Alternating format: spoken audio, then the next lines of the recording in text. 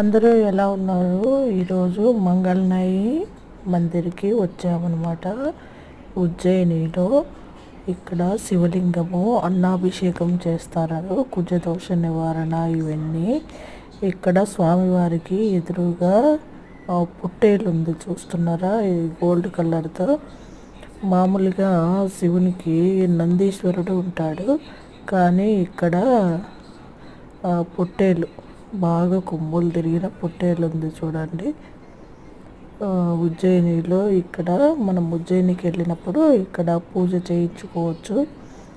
1300 తీసుకొని స్వామివారికి అన్నంతో అభిషేకం చేయిస్తారు మనతో. చాలా విశేషమైన గుడి అనమాట. క్యూ చాలా ఉంది, మాకు 1 అవర్ పట్టింది. గుడి ఇలా ఉంటుంది, చూసారా? అక్కడ పూజ, కింద పూజ ఉంటుంది అనమాట. పూజ అయిపోయిన తర్వాత మనకు ఇక్కడ స్పర్శ దర్శనం కానీ చేసుకోవచ్చు.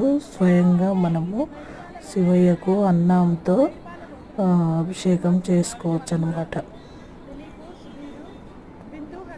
చాలా బాగా అనిపించింది, కానీ మాకు చేసుకోనికి టైం లేదు, అందుకు దర్శనం మాత్రమే చేసుకొని వచ్చాము. ఉజ్జయినికి వెళ్ళినప్పుడు ఒక 2-3 డేస్ ఉండి ఇటువంటివన్నీ చేసుకోవచ్చు. ఇక్కడ రుద్రాభిషేకము, అన్నాభిషేకము, కుజదోష నివారణ, శాంతి పూజలు చాలా బాగా చేస్తారు ఇక్కడ పంతుళ్ళు.